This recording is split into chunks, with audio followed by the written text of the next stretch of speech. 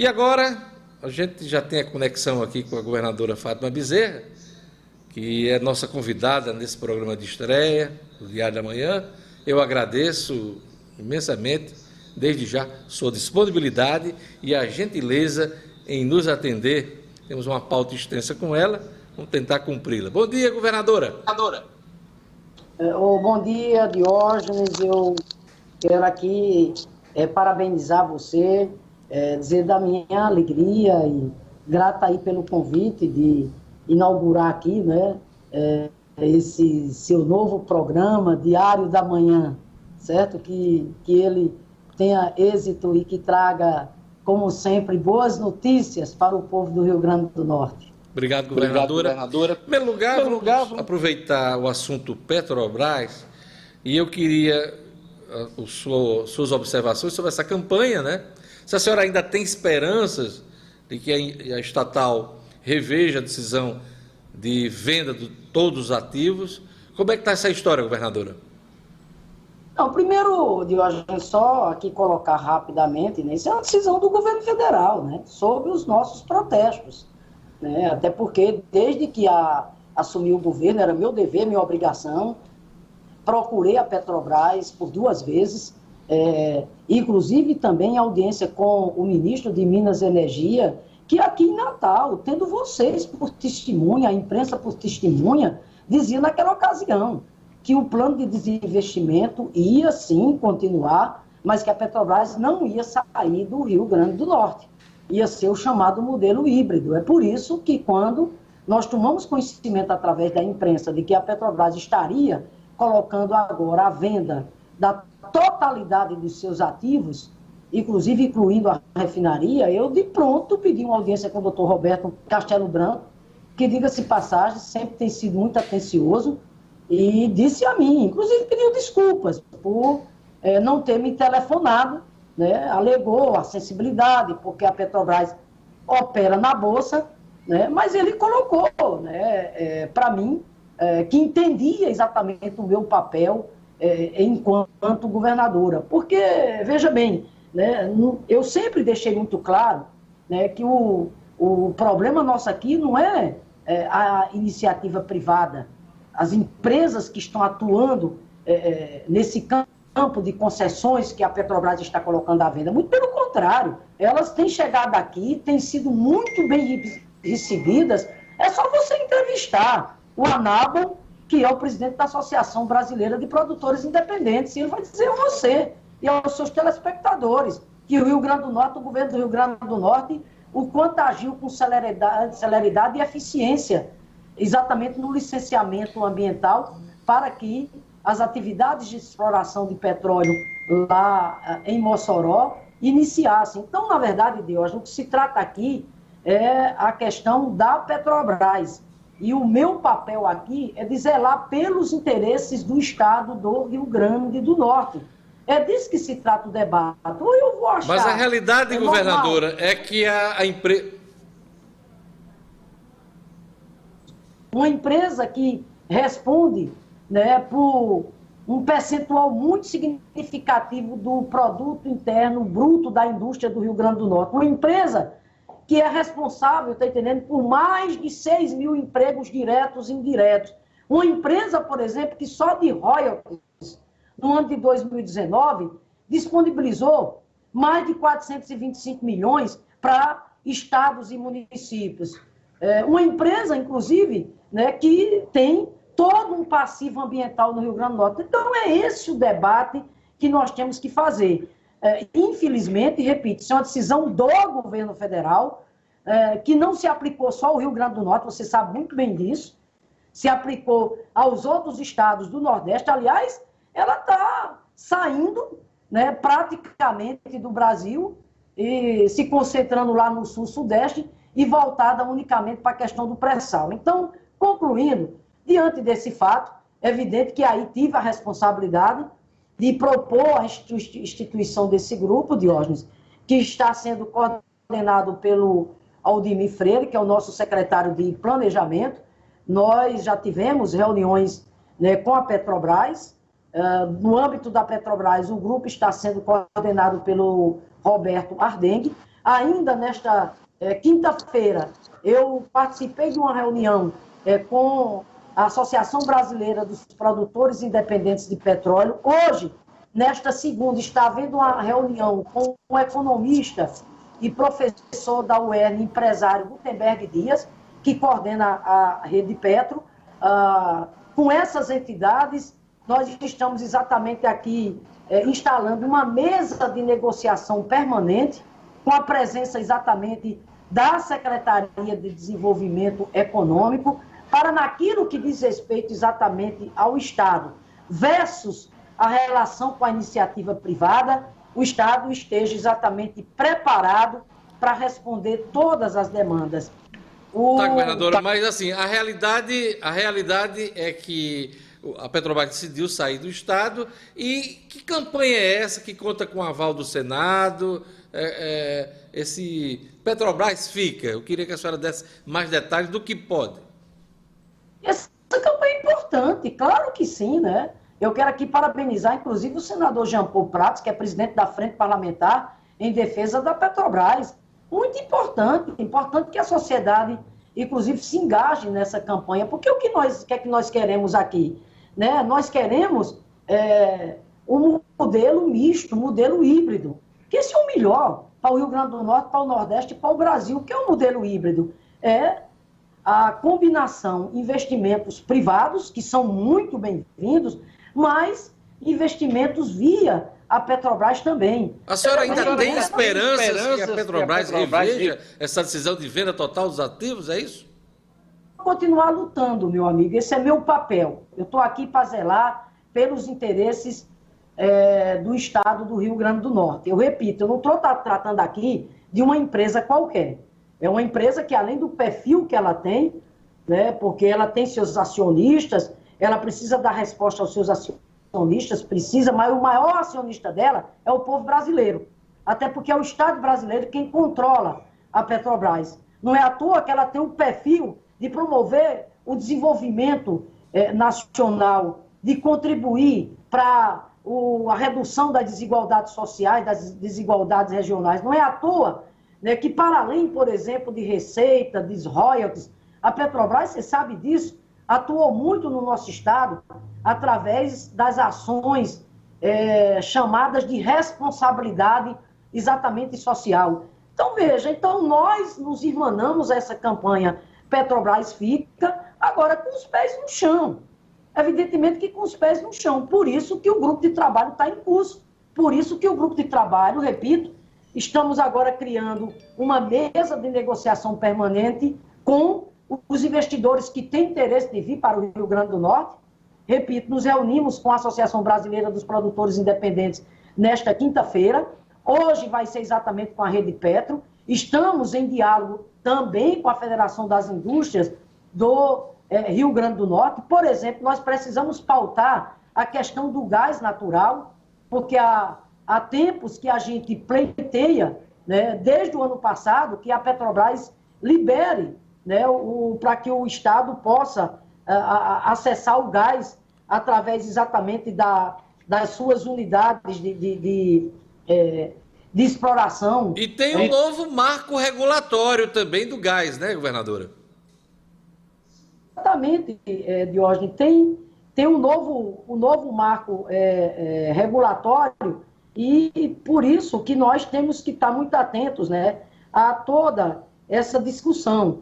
Porque, veja bem, o que nós queremos o acesso, né, à UPGN, que é a unidade de processamento de gás natural aqui da Petrobras, porque eles estão colocando que a liberação da gente ter acesso a essa unidade, repito, de processamento do gás natural, se daria daqui a 1 ano e 8 meses. Isso é inconcebível.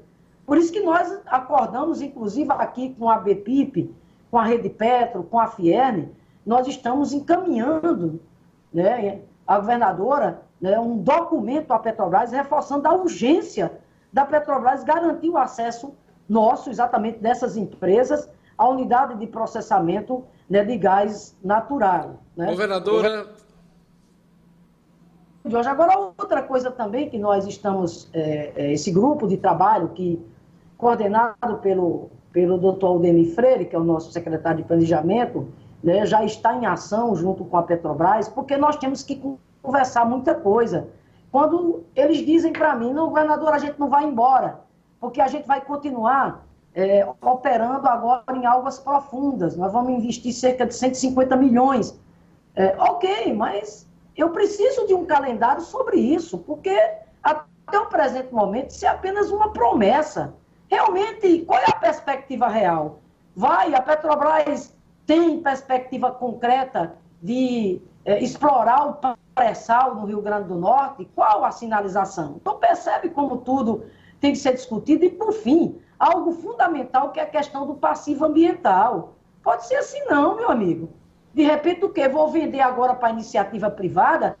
E como é que vai ficar o passivo ambiental? E em termos de receita, governadora, sua área econômica já apresentou números que comprovam uma perda muito grande nessa substituição da Petrobras pelo capital privado?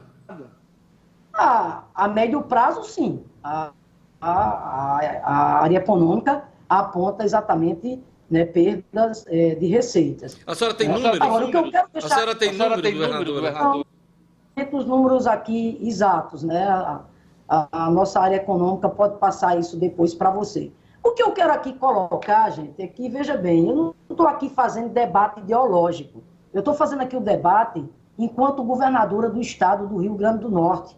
Eu estou aqui para lutar e não abrirei mão um só instante daquilo que eu considero relevante para os interesses do povo do Rio Grande do Norte. Lamento, está entendendo, que essa seja a política do governo federal, de, está entendendo, tirar a Petrobras do Nordeste, tirar a Petrobras do Espírito Santo. Lamento, porque uma coisa está na exploração do pré-sal, ok, mas outra coisa era ela se manter aqui, nesse modelo híbrido, até para atrair mais e mais, né, o capital privado para investir nessa área de petróleo e gás, que são muito bem-vindos no Rio Grande do Norte.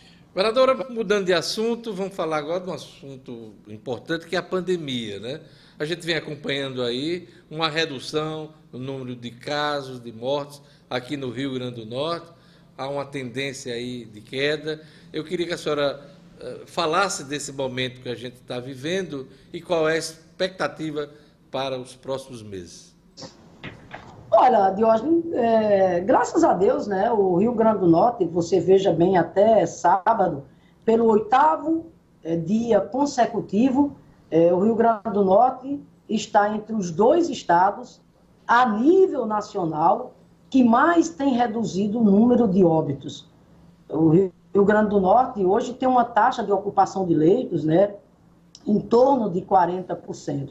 É claro que compartilhamos aqui da dor, né, junto às famílias do Rio Grande do Norte, que perderam seus entes queridos nesse contexto de pandemia. Mas eu não tenho nenhuma dúvida que o governo fez e continua fazendo o possível e o impossível para mitigar os impactos da pandemia no Rio Grande do Norte. Repito, o Rio Grande do Norte está entre os 2 estados a nível nacional que mais tem reduzido o número de óbitos. E como eu tenho dito, isso não é fruto do acaso, isso é gestão, isso é trabalho, isso é foco, isso é seriedade, isso é competência.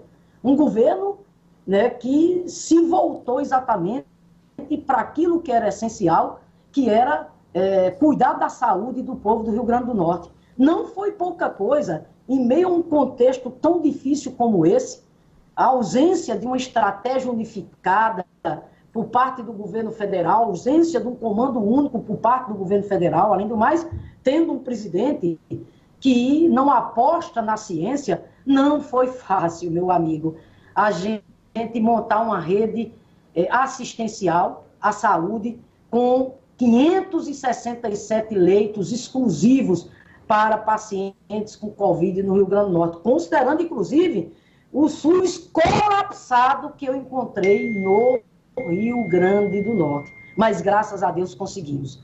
Governadora, só para a gente... Com 567 leitos, dos quais 300 leitos de UTI, somados, me permita rapidamente, as medidas assertivas que nós tomamos no que diz respeito ao isolamento, ao distanciamento, à obrigatoriedade do uso da máscara. Essa combinação, Diógenes, ela foi decisiva para que nós pudéssemos, graças a Deus, mitigar os impactos da pandemia no Rio Grande do Norte. Estamos aí com a retomada das nossas atividades econômicas, a retomada de várias outras atividades, lembrando a população que a pandemia não acabou, não tem vacina ainda, infelizmente. A vacina que nos resta é a obrigatoriedade do uso da máscara, sim, é a questão dos protocolos sanitários que têm que ser rigorosamente cumpridos, é a higienização, é o cuidar de si, cuidar do outro, para que, se Deus quiser, a exemplo de outros estados, o Rio Grande do Norte não tenha retrocesso.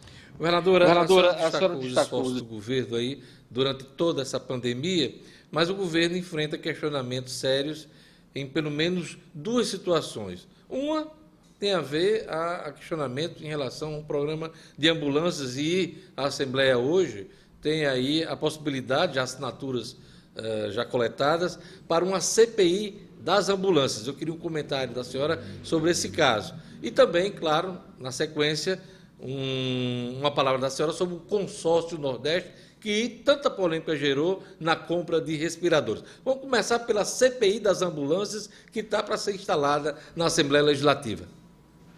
Olha, Diógenes, primeiro eu quero aqui dizer com muita clareza, está entendendo, e com muita segurança, esse governo não tem o que temer, porque é um governo probo, é um governo honesto, é um governo que preza pelo princípio constitucional de total transparência, eficiência, publicidade e ética na gestão e no uso, né, dos bens públicos e dos recursos públicos. Nesse contexto de pandemia, eu quero aqui destacar que esse resultado que o Rio Grande do Norte hoje tem, de ser um dos estados que se destaca no que diz respeito a mitigar os impactos da pandemia no plano nacional, eu quero aqui também destacar a parceria com prefeituras, eu quero aqui destacar, né, sobretudo, o papel abnegado dos nossos profissionais da saúde, o papel que a nossa Secretaria de Saúde teve, e quero aqui destacar o relacionamento com os demais poderes, com a Assembleia Legislativa, com o Poder Judiciário, com o Tribunal de Contas do Estado, com a Defensoria, e aqui um destaque muito especial aos Ministérios Públicos do meu Estado, federal, estadual e do trabalho. Diógenes, tá, mas em relação à CPI das ambulâncias... Eu vou chegar lá, porque isso tem a ver. É importante que os telespectadores saibam que a governadora aqui, todos os atos que ela assinou, foi tendo exatamente aqui os Ministérios Públicos respaldando, porque eles exercendo o papel que lhes cabe de fiscalização, né? Tanto é que nós aqui no governo, nós preferimos muitas das ações que a gente adotou no contexto da pandemia, de fazer essas ações através dos TACs, dos termos de ajustamento de conduta. Vamos lá à questão das ambulâncias. Veja bem, né? Nós, como eu disse aqui para você, esse governo aqui tem um compromisso irrenunciável, que é com a transparência, é esclarecer e dar transparência à sociedade sobre todas as nossas ações, como é gasto, com quem e para quem. No caso aqui das ambulâncias, eu quero aqui destacar que nós respondemos com toda a agilidade os questionamentos que nos chegaram, de forma que eu, sinceramente, não sei, porque até o presente momento, né, esses esclarecimentos que já foram dados pela Controladoria Geral do nosso Estado, pelo secretário de Saúde e sua equipe, estão sendo exatamente desconsiderados. Sinceramente, né, eu não sei qual é a finalidade, o que é que está por trás de querer distorcer exatamente os fatos. Veja bem, esse processo das ambulâncias tramitou, teve o menor gasto possível, e desde o dia 22 de agosto ele foi cancelado. Foi cancelado por quê? Porque nós não necessitávamos mais desse suporte. Por fim, o mais importante, Diógenes Dantas, esse processo foi todo acompanhado, toda a tramitação dele teve o acompanhamento do Ministério Público, que foi, inclusive, quem nos acionou para a gente realizar com brevidade a contratação porque o transporte sanitário, na época que a gente dispunha, inclusive no pico da doença, era exatamente insuficiente. Outra questão que eu quero aqui colocar, separar a verdade da mentira. Uma coisa é fazer oposição, a oposição é importante, é necessário, é saudável. Agora, oposição de maneira irresponsável, distorcendo os fatos, isso, né, não ajuda o Rio Grande do Norte de maneira nenhuma. Veja bem o valor do contrato, que eu estou aqui mais uma vez dizendo. Esse contrato das ambulâncias, a exemplo dos outros, foi todo acompanhado pelo Ministério Público. Quem foi que, inclusive, acionou o Estado para que o Estado contratasse exatamente as ambulâncias. O gasto do contrato. O contrato, inicialmente, era em torno de 8 milhões, porque ele seria pago de acordo com a demanda, né, que fosse necessitada. Né? Era o teto. O teto dele seria exatamente de 8 milhões. E, repito, era o teto. Seria pago conforme o serviço executado. Nós encerramos agora no dia 22 de agosto, graças a Deus, porque a pandemia está em declínio no Rio Grande do Norte, e o que foi gasto foi apenas 400 mil reais. Então é disso que se trata. No caso do consórcio Nordeste, governador, também foi um assunto levantado durante essa pandemia. Primeiro que eu quero dizer ao Rio Grande do Norte, como eu já disse diversas vezes, né, da minha indignação. Eu continuo indignada com tudo exatamente que aconteceu. Porque, de um lado, a nossa ação naquele momento foi uma ação nobre, porque era para salvar vidas. Eu pergunto, se você estivesse no meu lugar, o que é que você faria? Em abril, ali, nenhuma sinalização do governo federal de chegar um respirador, a pandemia chegando com toda a força, e eu ia deixar o quê? O povo do Rio Grande do Norte morrer exatamente à míngua, além, tá entendendo, né, do impacto que já teve. Então, naquele momento, Diógenes, a atitude nossa foi atitude pautada, né, pelo senso de responsabilidade, pelo caráter humanitário que exigia exatamente aquela iniciativa. Governador, esse dinheiro está perdido, os 5 milhões do Rio Grande do Norte estão perdidos. O que a senhora tem para nos dizer nesse momento? Fizemos, portanto, a compra diante de um contexto de emergência, salvar vidas. O processo foi todo encaminhado dentro da mais absoluta legalidade, com a salvaguarda dos órgãos de controle e com todo o cuidado, né, que se faz necessário, porque é dinheiro público. Infelizmente, esse calote que essas empresas safadas passaram, esse tipo de infortúnio não aconteceu somente no Rio Grande do Norte.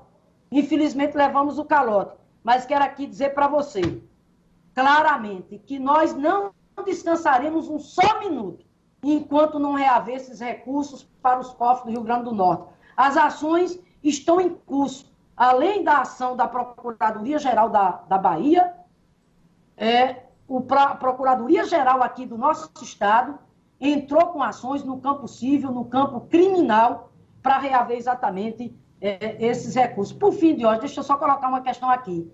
A ação que nós fizemos foi uma ação, né, pautada pela responsabilidade que a gente tem de salvar vidas, que, graças a Deus, o procurador do Ministério Público de Contas do nosso estado deu um parecer que não nos surpreendeu. Por quê? Porque esse é um governo probo, honesto, é um governo que zela pela transparência e pela ética. Por isso que não nos surpreendeu o parecer que o Ministério Público de Contas do nosso estado deu quando disse que não houve ilicitude por parte do secretário de Saúde quando autorizou a antecipação exatamente daqueles recursos, dado que o secretário agiu num quadro de emergência. Mas toda a luta nossa em curso, sim, para reaver esses recursos. Vereadora, outro assunto importante que eu gostaria de uma palavra da senhora é sobre a reforma da Previdência. O governo ainda não tem os votos para aprovar a reforma apresentada pelo governo, a adequação do Estado, a reforma geral que foi aprovada em Brasília. Como é que está essa história, a retomada dessa votação na Assembleia Legislativa? A senhora já tem os votos para aprovar a reforma? Olha, esse diálogo continua, Diógenes. A reforma da Previdência, ela é uma necessidade, porque é obrigatória, vocês sabem muito bem disso, né? Ou seja, os estados e municípios que não fizeram as suas reformas da Previdência sofrerão sanções, penalidades, né? Imagina o que é ficar sem poder fazer convênio com o governo federal, sem receber transferências de recursos. Como é que ficariam, por exemplo, os investimentos que a gente precisa aqui na área de infraestrutura hídrica e diversas outras áreas, por exemplo, convênio na área de segurança pública, na área da saúde. Então, a obrigatoriedade. Segundo, né, nós vamos continuar o diálogo. O prazo foi prorrogado no final de setembro agora, né, governadora? Depois o Estado pode descumprir, né, as regras para os repasses institucionais. A senhora tem esperança da votação dessa reforma ainda este mês? Tem. Nosso diálogo, nosso governo é o governo do diálogo, né? Nós colocamos uma proposta para a Assembleia Legislativa, onde nós procuramos mitigar ao máximo, né, os impactos, principalmente sobre os servidores mais humildes. A proposta inicial era de uma isenção de apenas um salário mínimo. Isso eu não aceitaria jamais, jamais, né? Jamais. Por isso que a proposta que enviei foi de isentar até 2.500. A Assembleia já apresentou uma contraproposta de elevar para até 3 salários mínimos, com o qual exatamente nós concordamos. Tem uma faixa de alíquota progressiva de 11 a 16, exatamente para proteger os salários mais baixos, assim como as medidas atuariais, né, que nós estamos mitigando os impactos. Por exemplo, a reforma do governo federal impôs às mulheres do grupo de segurança pública, seja policial civil, militar, polícia penal, perita, enfim, impôs um limite de idade de 55 anos. Eu aqui estou colocando 52, atendendo a reivindicação das entidades representativas dos agentes de segurança do nosso Estado. Por exemplo, professoras, é um absurdo. A reforma de Bolsonaro, a reforma do governo federal, quer obrigar uma professora da creche, do ensino médio, do ensino fundamental, a trabalhar até os 60 anos de idade. Porque, na verdade, colocou 57, mas aqui não é. Tem uma pegadinha no que diz respeito à exigência do tempo, do limite de idade, que vai fazer com que a professora tenha que trabalhar até 60 anos. Isso eu não concordo. No que depender disso, não vai acontecer. Só um momentinho, a proposta que nós colocamos lá foi de um limite de 55, assim como a de idade das mulheres. Ele subiu para 62. Nós estamos exatamente o quê? Diminuindo também. Mas o que eu quero aqui dizer, Diógenes, é que nós vamos continuar no diálogo, porque esse é o caminho. Tá, mas vai ter votação ainda nesse mês? A expectativa do governo tem votação ainda esse mês?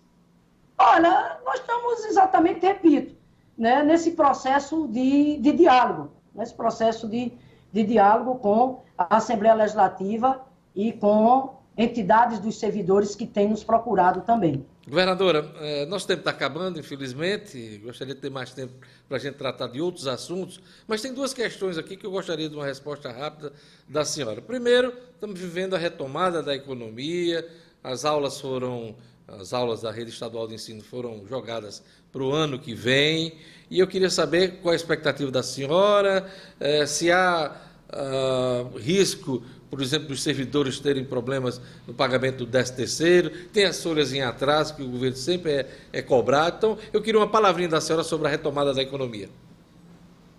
Primeiro, a questão da economia, quero aqui destacar o empenho, a competência, né, da nossa equipe econômica, né, porque o Brasil passou por uma das crises mais severas do ponto de vista sanitário e vem atravessando também com consequências drásticas no campo da economia. Meu amigo, só eu sei o aperreio aqui que foi exatamente no mês de maio, né, para que a gente exatamente não atrasasse salário, porque desde que assumiu o governo do Estado, atraso de salário na nossa gestão é uma palavra que foi riscada do dicionário político-administrativo do Rio Grande do Norte na gestão da governadora professora Fátima Bezerra. Mas duas folhas ainda estão em atraso, né, governadora? Que eu recebi, né? Estou falando da minha gestão. né? Infelizmente, tem aqueles que torcem contra, diziam que eu não ia segurar pagar os salários dentro do mês. Não só segurei, como paguei 13º, como já paguei 2 folhas da herança que eu recebi. E tem mais, não vai ter atraso de pagamento dentro da nossa gestão. E tem mais, vai ter 13º salário de 2020 pago no ano de 2020, assim como foi o 13º salário pago exatamente em 2021 e 2019. E tem mais, as 2 folhas ainda em atraso. Se Deus quiser, nós vamos nos programar para fazer essa discussão exatamente no início do semestre do ano que vem. O fato de hoje é que eu quero aqui dizer que, felizmente, o ICMS está respondendo, enquanto o FPE continua caindo, mas o ICMS do Estado, graças a Deus, está tendo exatamente uma recuperação. E para aquecer mais ainda a economia, quero dar aqui em primeira mão para você, eu estou lançando agora plano de estímulo, plano de incentivo à economia do Rio Grande do Norte.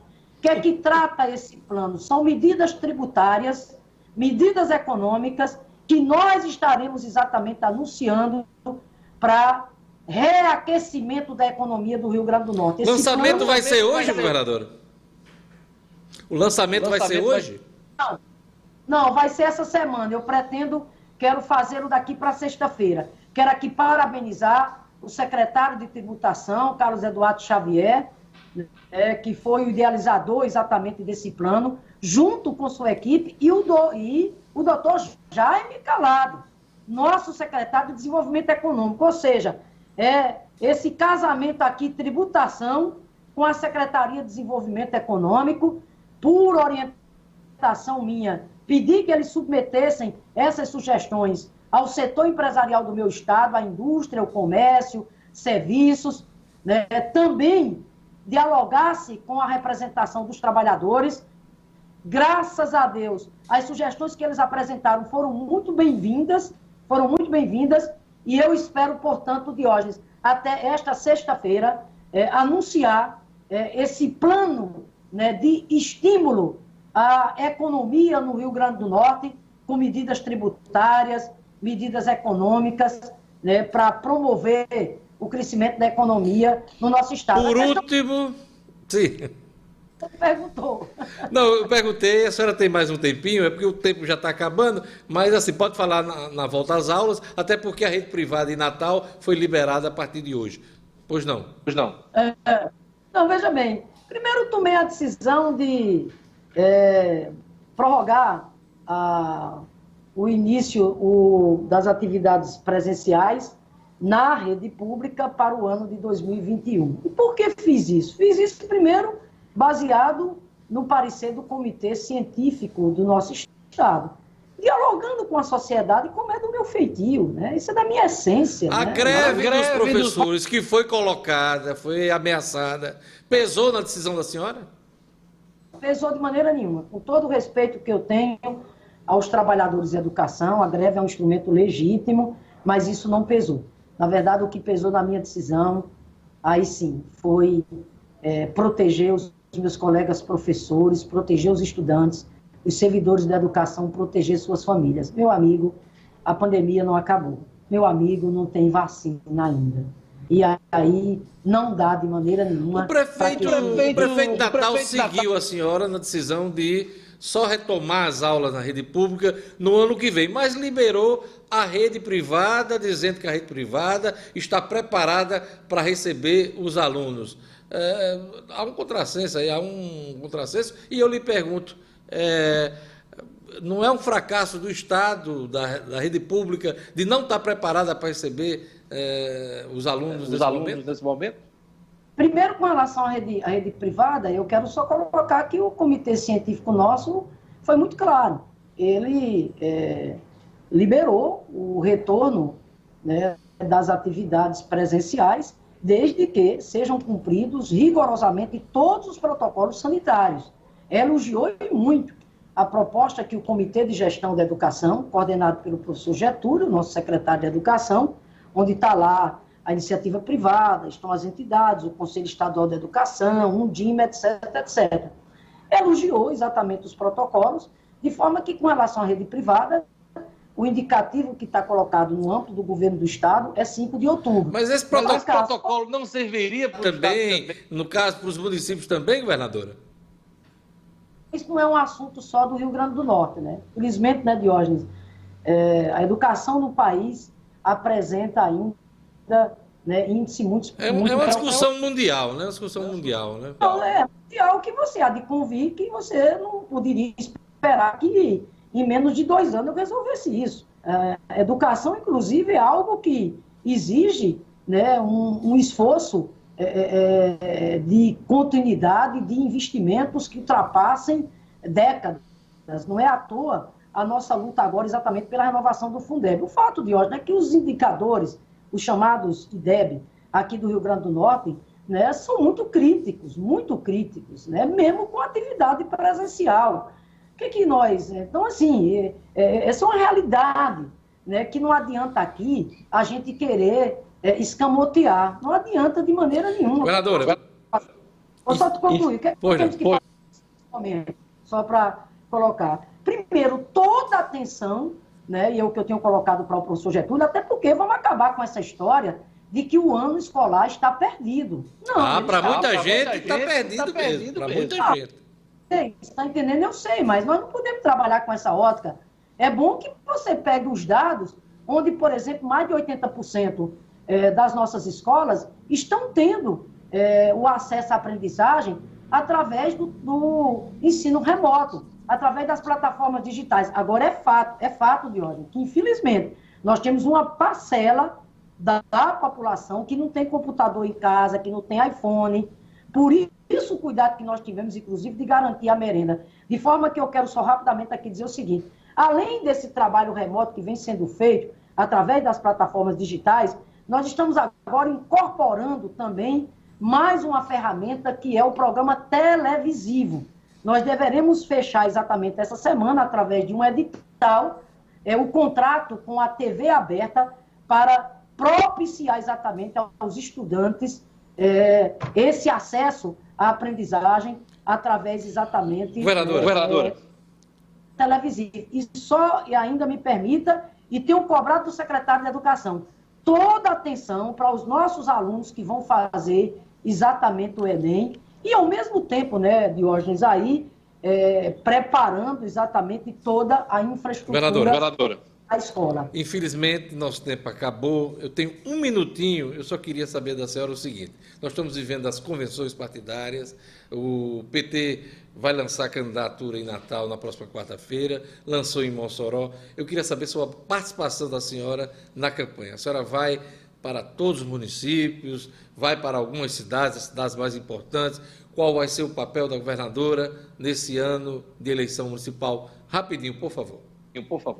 Veja bem, primeiro, minha prioridade é a gestão, né, Diógenes? Além do mais, em tempos de pandemia, como nós estamos vivendo, né? Eu trabalhei durante esse período, respeitando o isolamento social, mas no trabalho remoto era quase 24 horas por dia. Tá, mas a senhora é política, esteve nesse final de semana na convenção em Mossoró, vai participar da de Natal. Não, claro que eu vou participar também, mas deixando claro que, em primeiro lugar, está exatamente a minha prioridade enquanto governadora para cuidar da gestão do Rio Grande do Norte. A eleição, evidentemente, que está sob a responsabilidade do meu partido, o PT, mas eu vou participar, né, de algumas atividades. Estive domingo em Mossoró, fiquei muito animada, né, com a aliança lá em torno da candidatura da deputada Isolda, tendo como vice candidata a prefeito o Gutenberg do PCdoB. Aliança que conta lá com o PROS, né, com a Natal já definiu chapa, Jean Paul, quem vai ser o vice? O senador Jean Paul é um nome que vai surpreender. O senador Jean Paul é muito preparado, Ele já temos o vice de Jean Paul? Já? Olha, tem sim, mas eu não vou dizer a você agora, não. Governadora, podemos furo aqui durante o programa, né? Governadora Fátima Bezerra. Bem rapidinho. Diga a primeira letra do nome e a primeira do sobrenome. Governadora Fátima, muito obrigado Pelo que a senhora deu uma dica aí, né? Vamos ver quem vai ser. Governadora, muito obrigado. Exatamente. Diga. Eu quero dizer o seguinte, hoje o PT está com 27 candidatos a prefeito, 32 candidatos a vice, 691 vereadores, a Aliança Nossa, está entendendo, com os vários partidos, né, que fazem parte aqui do arco de sustentação do nosso governo na Assembleia Legislativa. E, como eu disse, o senador Jean Paul está muito dedicado. Eu acho que ele vai apresentar uma proposta muito atrativa do ponto de vista de chamar a sociedade, chamar Natal para discutir, para Natal sair dessa... Mas isso é assunto para o período eleitoral, para a campanha. Eu queria agradecer à senhora a participação do nosso programa, a deferência, e numa outra oportunidade, com certeza, a gente vai abordar outros temas. Obrigado, governadora, por sua participação no Diário da Manhã. Muito boa sorte, Diógenes. Obrigado. Na sua estreia. Muito boa sorte, cara.